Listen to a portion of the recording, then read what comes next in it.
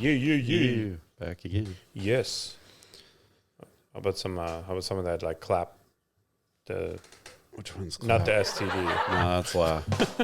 That's That's it. Yay, we're we back. did it. Yes. Back again. So just gonna get right into it, but I did some, I guess you could say it was research and interviewing. Mm-hmm. So good guy with a gun. I want to go back to that. So I asked several neighbors that own multiple guns, and I gave them the scenario of walking into the grocery store where You're not the target. where we're not the target, Right. and asked them exactly what they would do. Good. I'm interested. One of them, well, let me go into the two that said wouldn't engage until that threat was at them.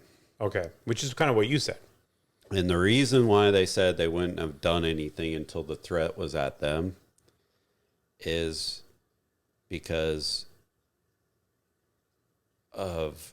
Is it liability? It's liability. Yeah. So at that time, so let's go with the guy. So two of them said they wouldn't have done it until the threat came to them. At that point, it's self-defense. At that point, it's self-defense. Right. And they said the other concern is like who's around. Right, because you could have collateral damage and Right. you're not indemnified. So the two said the reason why they wouldn't get engaged is because, first of all, he goes, if I shoot and miss, could put that girl at even greater harm because she hasn't been shot yet. Second thing is if they shoot and miss and it's not a death, like instant death, putting that girl at risk because they could shoot her and then all of a sudden Because the shooter's not neutralized. right. Right. And he goes, in each one of those scenarios, that girl, parents Can sue. can sue. Right. So I figured it had to be liability. It's not Liability. like moral issues or like, I don't care or whether I'm armed or not. It just comes down to... Right. So I went down the scenario. One of the guys says he would shoot. And I said, okay, you're shooting to kill? And he goes, yes. Yep. And I go, what happens? You shoot somebody, they don't instantly die.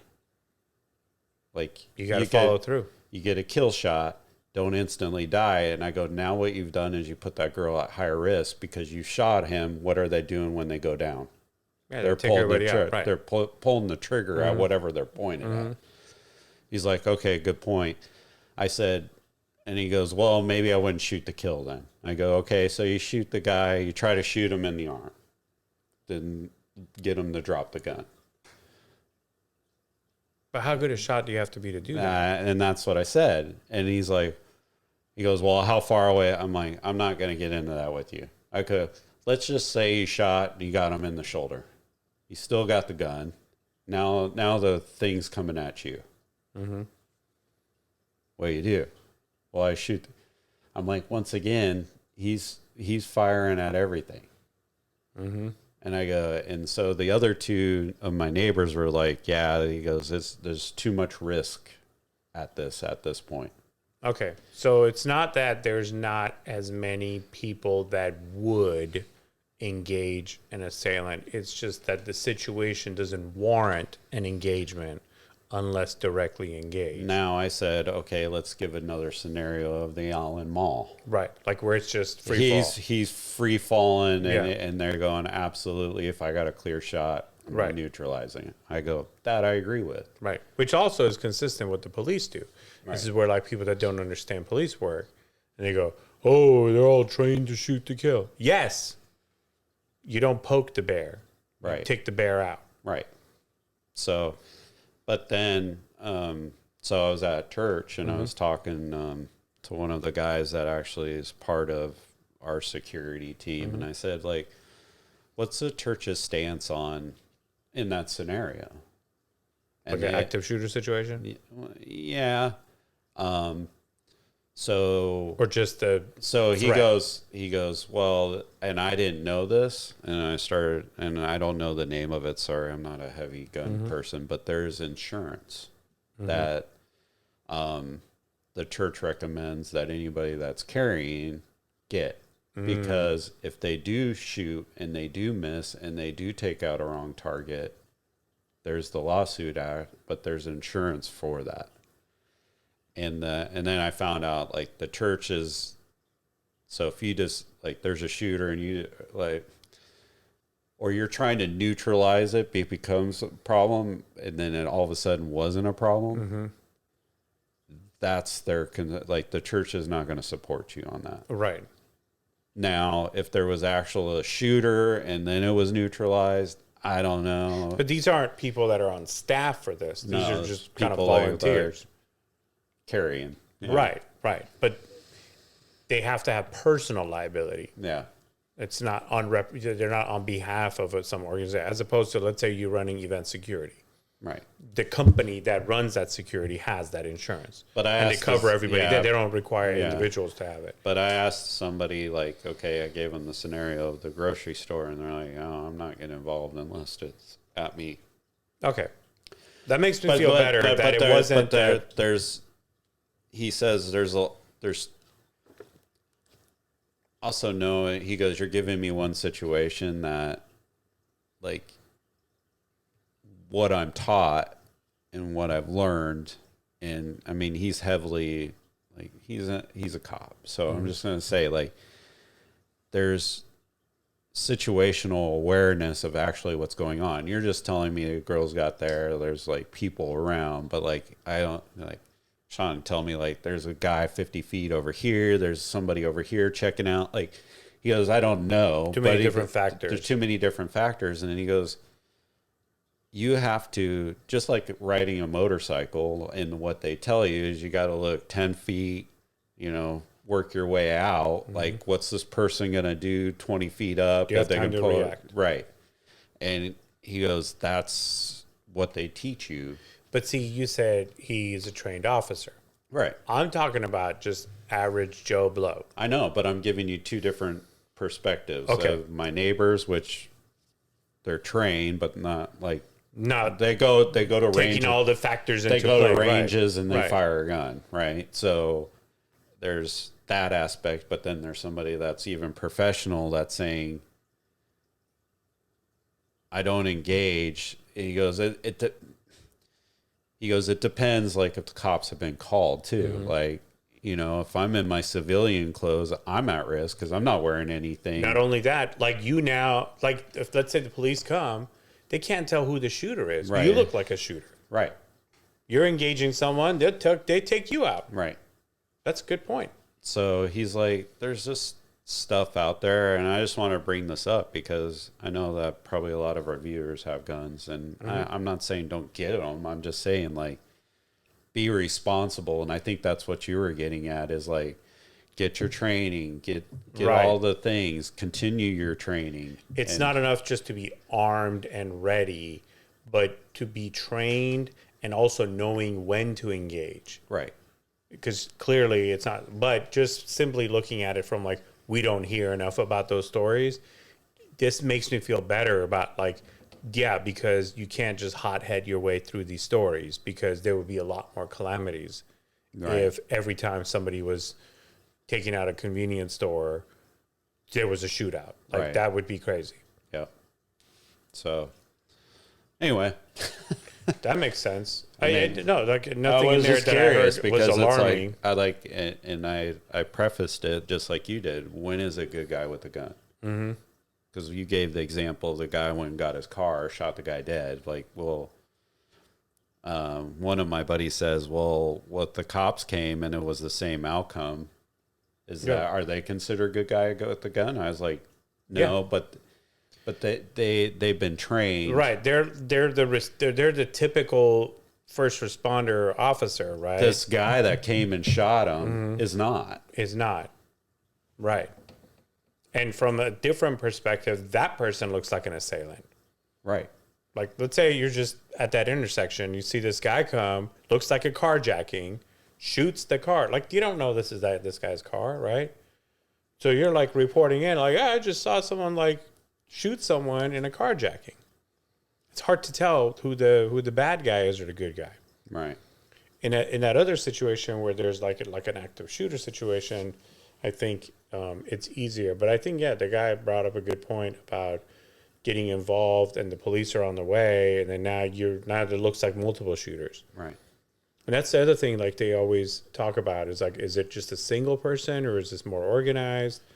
And But the case of like the Allen Mall is different because that guy was just, the lives could be saved. And if you do have a clear shot, yeah, but just be careful because even one of them said, even you don't know what that guy's wearing. Yeah. So if he's got full on Kevlar and bullets are just pinging off of him. but it was a headshot. I know, but I'm just saying, like, Only you're a trained not- officer if- would have done on that. but if you're not trained to get that headshot in the Right. first round, that fire is coming after you next. Right, but he could also have been booby trapped. Like you could have wearing an explosive vest. So, I mean, if he's like, you shoot him, now the whole place blows up. Right. So it just people that know how to do that risk assessment need to be involved in that. Right. Right. So yeah, that's a good follow up. We're getting feedback, y'all, and now we're feedbacking on the actual episode, referencing what 4 or 5 episodes ago. It was this season, and then that tragedy happened locally. And actually, I had a friend, actually the lady, and you probably remember her from our church, but she knew the family of the security guy. It was a young kid, actually. Yeah, he saved like 3 lives before his life was taken. So it's sad story, but also knowing that he did that. Yeah. It's in that moment. That's that fight or flight, and everyone's trying to scramble for safety, and that's what you're supposed to do. But there are those heroes who, Went into the fire and didn't even have a weapon himself. right. So and it works. It's a miracle. Yep. Yeah, the place they've opened, but they've got like a little shelter area for people, grief counselors, emotional support animals, a heavy police presence. Thing is, I know they wanted to wait till the funerals were done and all that stuff, and of course some people are traumatized. They don't want to go back to work or shop, but at the same time, some people are like, "Hey, it's over now. It wasn't like it was just one guy," and they want to go back to business as usual. Then you got these people that just want to now go over there like as like a hotspot. Like they're just like, oh, like this is where that happened or this is where this happened. Like they're touring the place. They're not shopping. Right. Which looks bad anyway. So Yeah. it sets you up for people calling in on you. This is why, like, when it happens in these schools and stuff, they just demolish and start again Yeah. because of the trauma as well as just kind of like the notoriety of it. Just like, oh, this is the place where that thing happened. So I don't know. I don't know what they're gonna do over there. It's still fresh still, but I think they got to see how it all plays out. Hopefully, people can just move on. The sad part is like it had nothing to do with that city or that location. No. They just randomly picked that place. Just knew there was going to be people there. Yeah, well, there's a lot of places that are populated. I just don't understand it. Like, if you're that sick, just go take yourself out. Like, why do you got to take out people? Well, yeah. What happened to seeking help or whatever? Because it seems like it's not like it was just this, spotted, just kind of spirit of the moment type deal. It was premeditated. You had time to think about this. You got time to do it. You got time not to do it. I think people get really messed up to the point where they know it's not going to work. It's like, this is like, where we talked about like there's the failed presidential run, and then there's this. It's like, hey, I'm just gonna get my stupid, futile attempt at just getting something out of it, Right? Because you're not gonna succeed. No. You're not gonna get away with it. and you're most likely going to not even survive this situation 5 minutes in or 10 minutes in. Just inevitable. Right. So what the heck? Yeah, I don't understand it. Yep. But hey. Yep. But to get out of that heaviness, I thought, like sometimes I remember as an English learner learning some like English words, and it just sometimes like I go, like remember the newness of it, and I wanted to know kind of like what your thoughts are on some of these words, and just sometimes if you're learning something, you just take it at face value. But what the heck, like What does this whole mean? like try to explain lollygagging. I mean, I know lollipop, right? Even lollipop. Like, where did like lolly even become? Like, we don't have too many lolly words, right? You got lollipop, you got lollygagging. How does lollygag? Explain to the listeners what the true definition, based on your understanding, lollygagging mean. Be like your son, like just taking a sweet time to get Yeah, you're done. just kind of stalling, right? Yeah. How did this come to be? Why didn't you just say he's stalling? Yeah, lollygagging and or like frolicking. Nobody frolics anymore, but it's still there. Just trying to learn the word frolic, and it's like, what is that? What is frolicking? It's like skipping. Is it? What would you qualify as frolicking? If I said we were frolicking through the mall. Yeah, I was actually going to say like skipping and happy and yeah. Tis the month for it, I guess, for a lot of a lot of frolickers out there. Frolic you, man. you go frolic. Why are you frolicking? Don't be frolicking over here.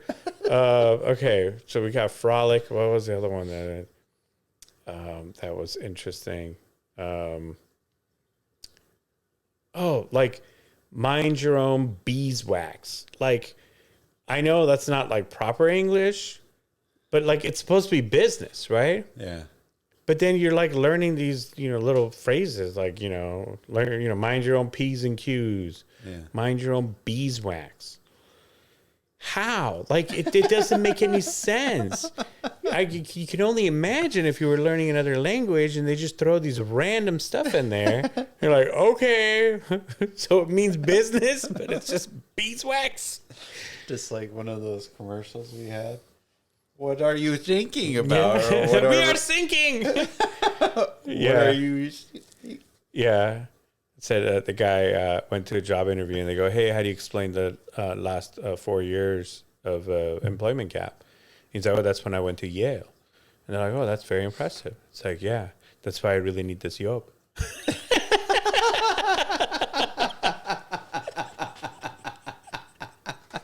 Next. So, yeah. I mean, there's so many, like, don't even get me started on, like, the weird pronunciation of, like, similar words. Yeah. Right? That if you write, and people, still, like, a lot of people, they misspell lose as loose, double O. And it's because, like, if you put a C in front of it, it becomes close. Like, close the door. Okay, so, but without the C, it's lose. How does it go from an O sound to a U sound, and you haven't changed anything about it? Right? I mean, so it's there's a lot of exceptions to English language, but I just thought like some What word. about so are you speak Farsi or what is? Yeah, I speak Farsi. I can understand and formulate sentences in Spanish. So does Farsi have like similar stuff? They got stuff that kind of I don't like That they there's just made up and for some reason it stuck? I guess Yeah. I mean I was only like 12 years old when I left, so I didn't really get into like the linguistics of it. So definitely had a lot more time to marinate with English. But I do know that, for example, there are three words that mean, I'm sorry, there's one word that means three different things.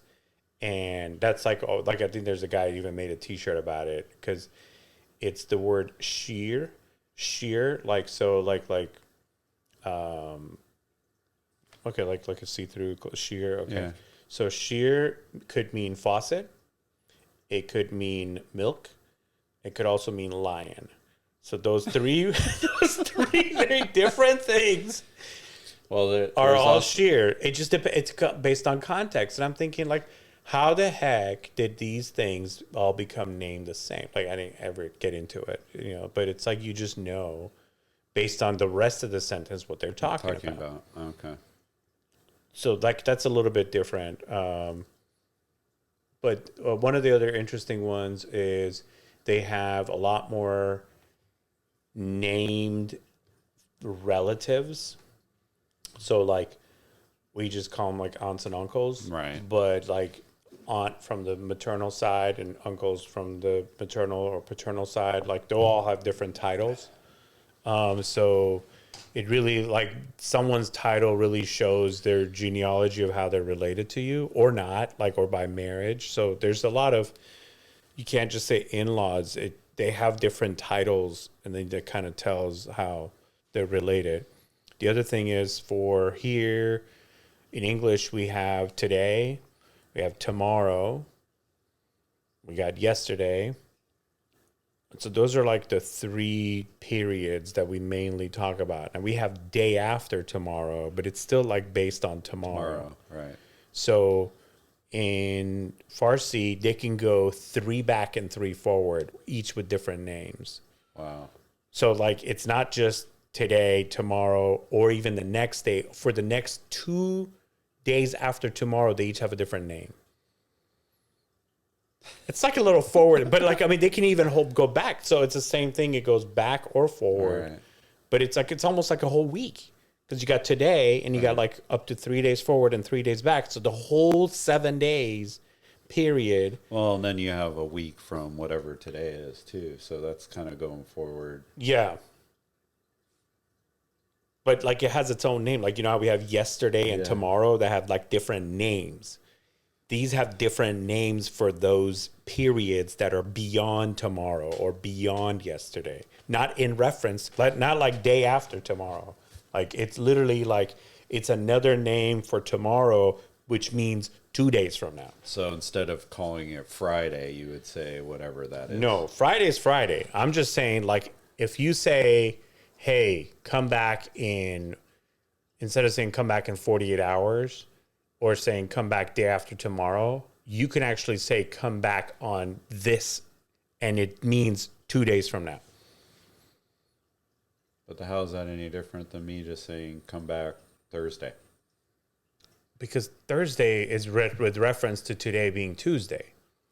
This is just basically a unit of time. Like it's literally 2 days from now. One is like, how tomorrow is 24 hours from now? This is literally 2 days from now.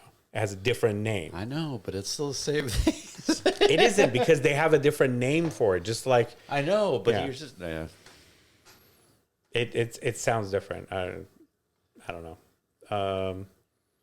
And then also like like I've seen that in Spanish and in Farsi where like when we say quarter till, right? So like 6:45. So we say quarter till 7. A lot more things are said that way. It's like the thing minus what it's missing. right. So it's kind of already the next thing lacking whatever. Not just clocks, but like other things too. It's almost like the finished state minus. It shows kind of where it's at right now based on what it's missing.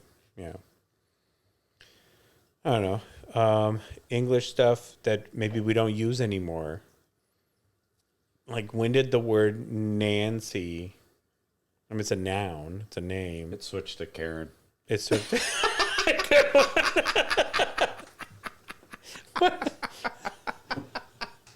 Oh, boy.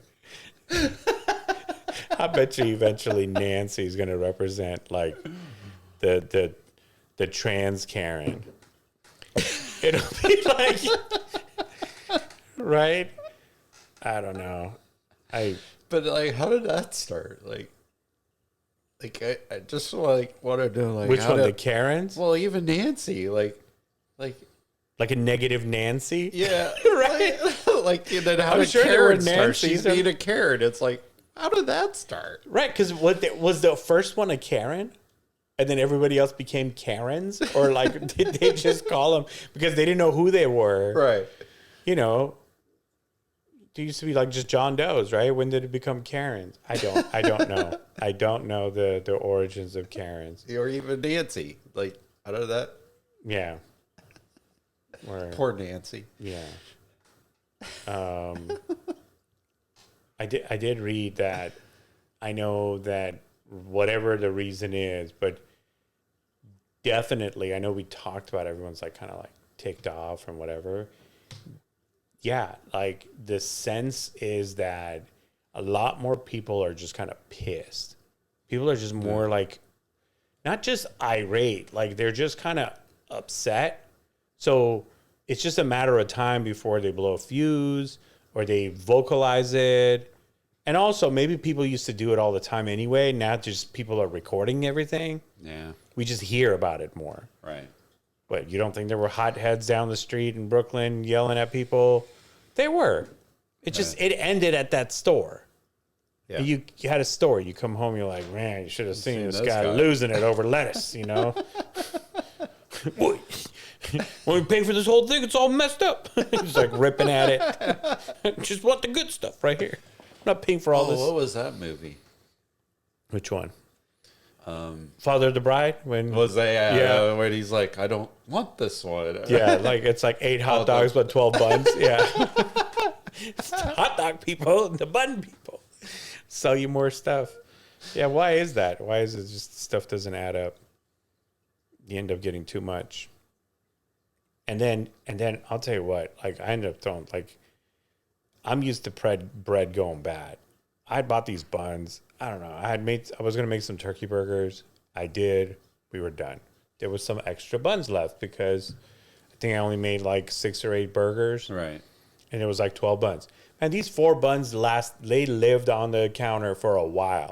Like they skipped like 2 trash cycles. And I'm like, is this stuff moldy yet? And I'm like, why isn't it moldy yet? I don't even want this anymore. You need to go. I don't want this. I don't know why it hasn't molded up. Like, so I buy good stuff and it goes bad quick. Very quick. Like, and you keep it in the fridge, you're like, oh, I cheated. You take it out, next day gone. I'm like, dang it. It just looked good for a bit.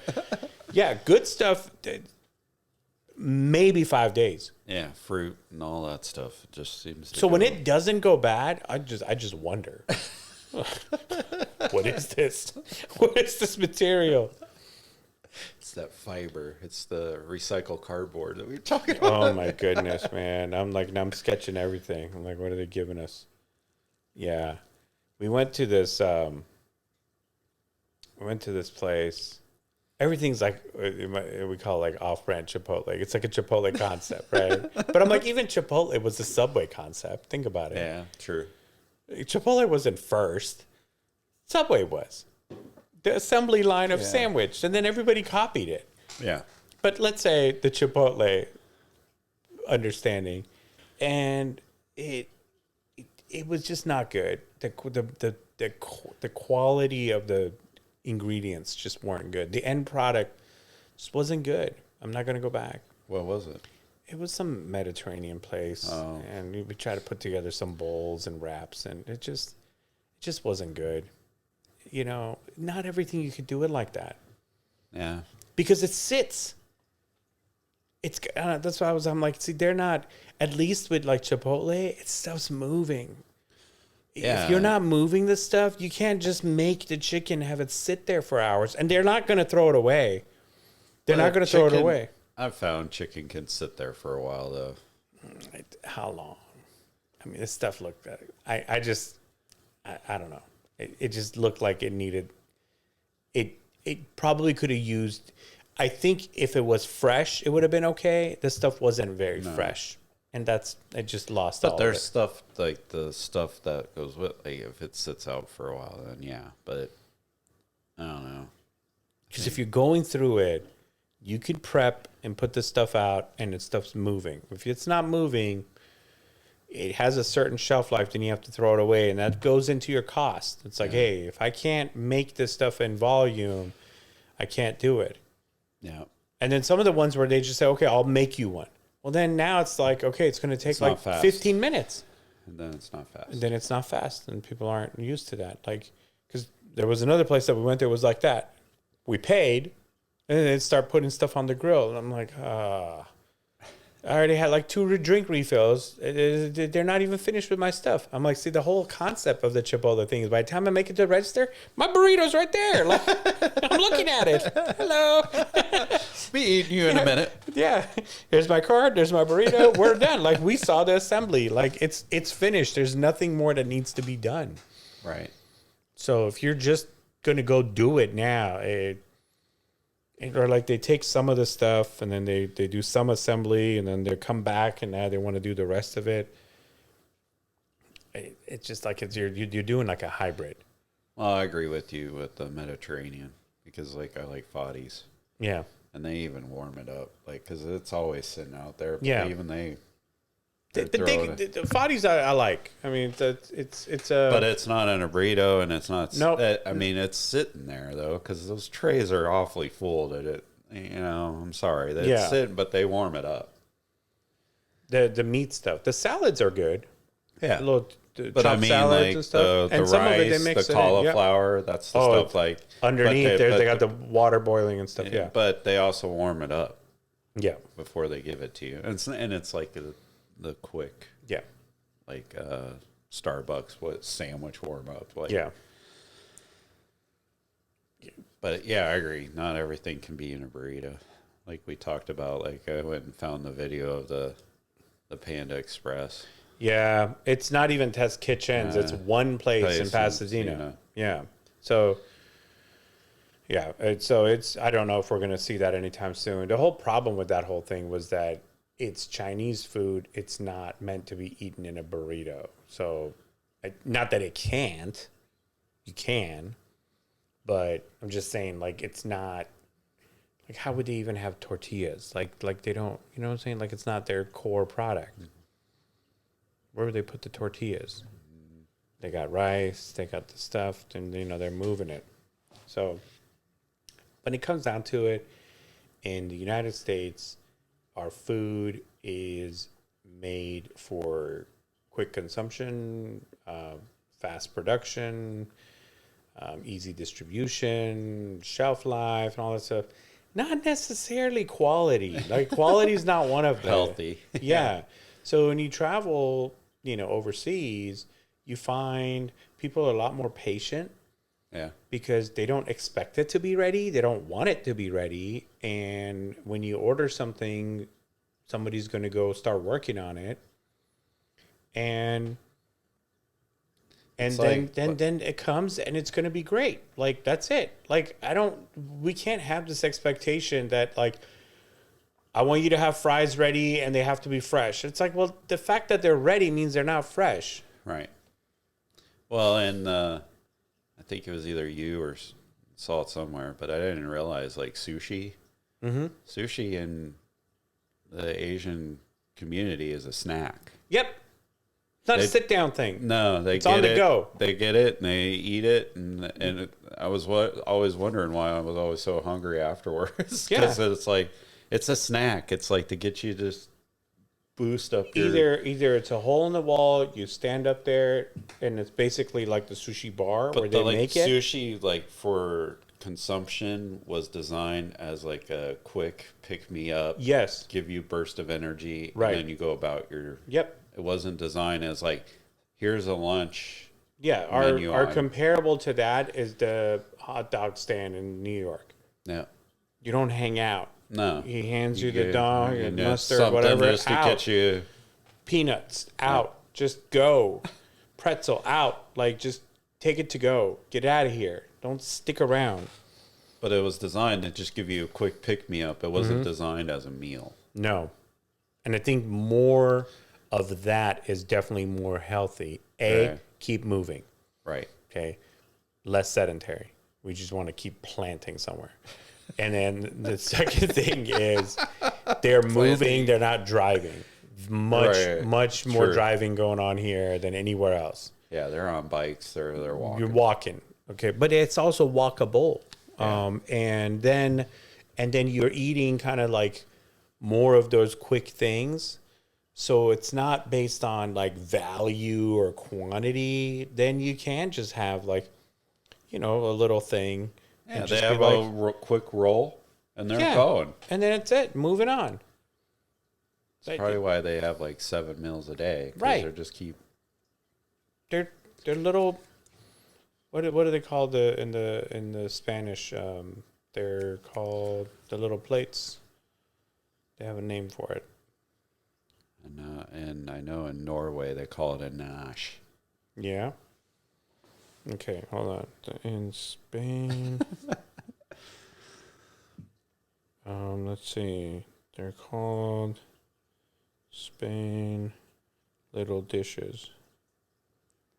Hold on.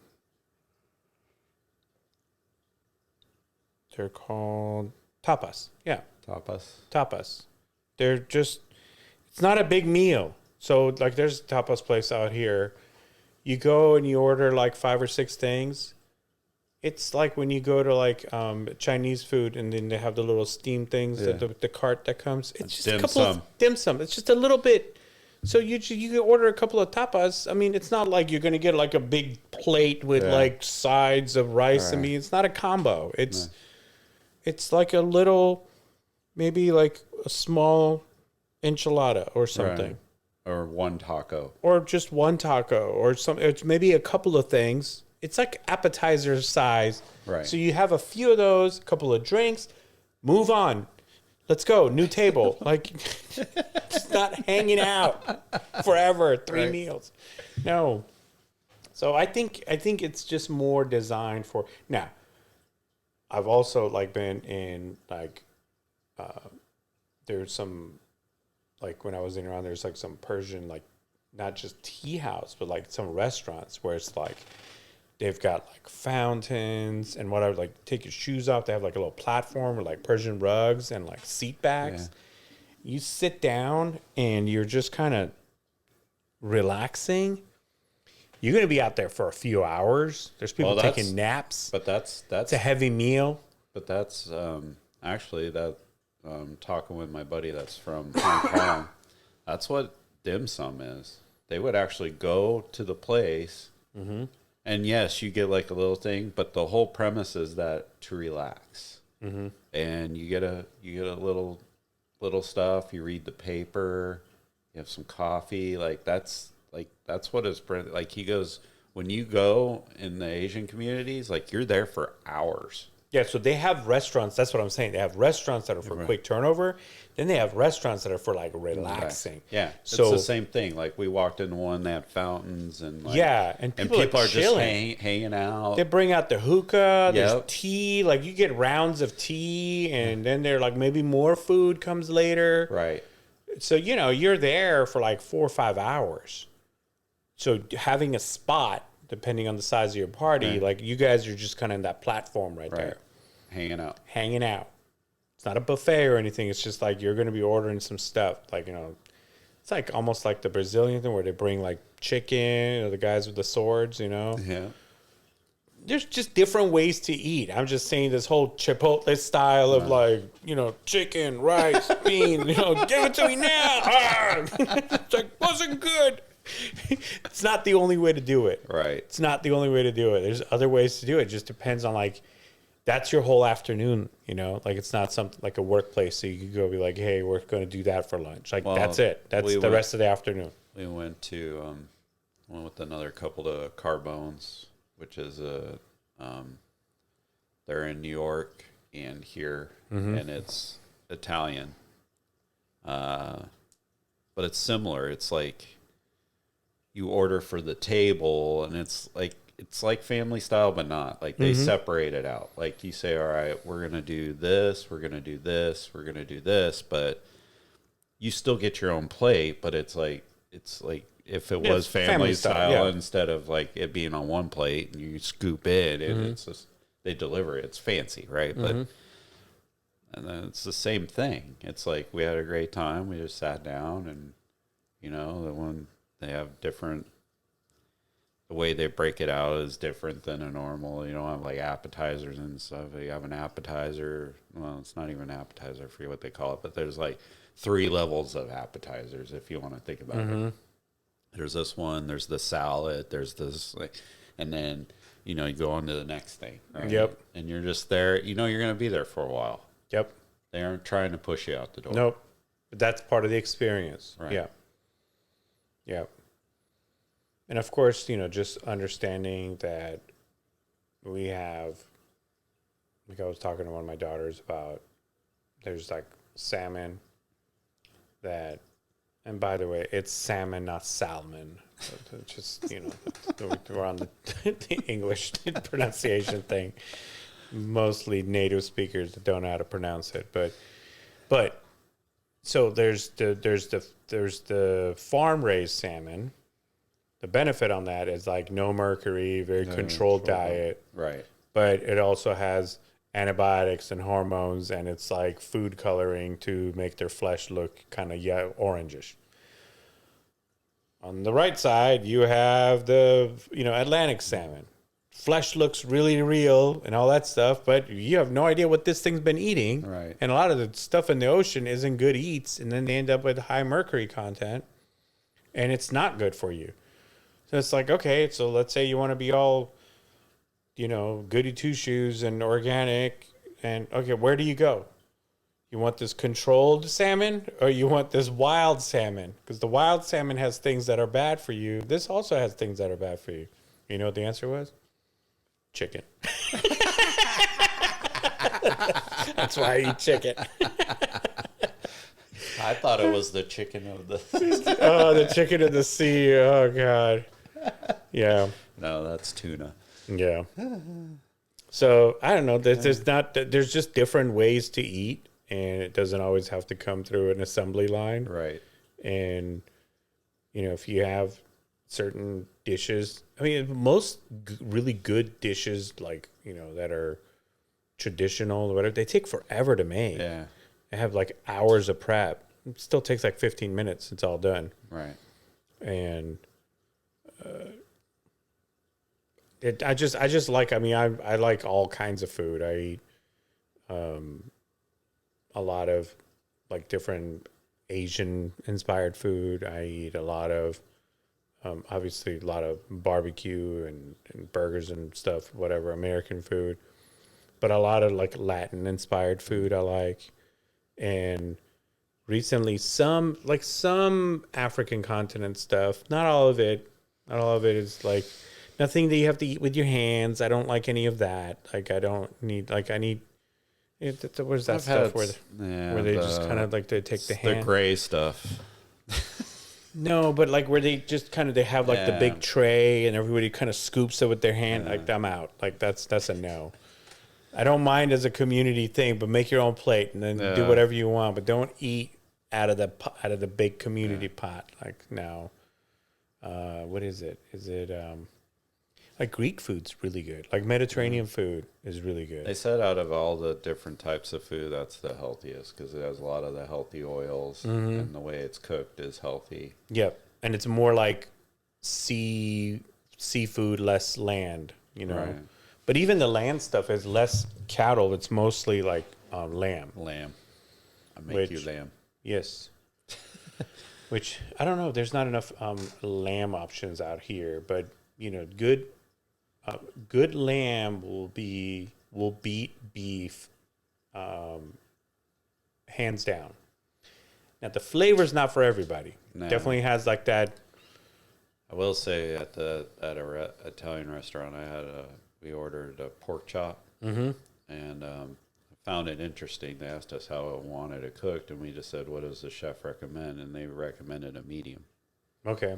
So Medium works. Yeah, and it was melt in the mouth. I would almost whatever they marinated in.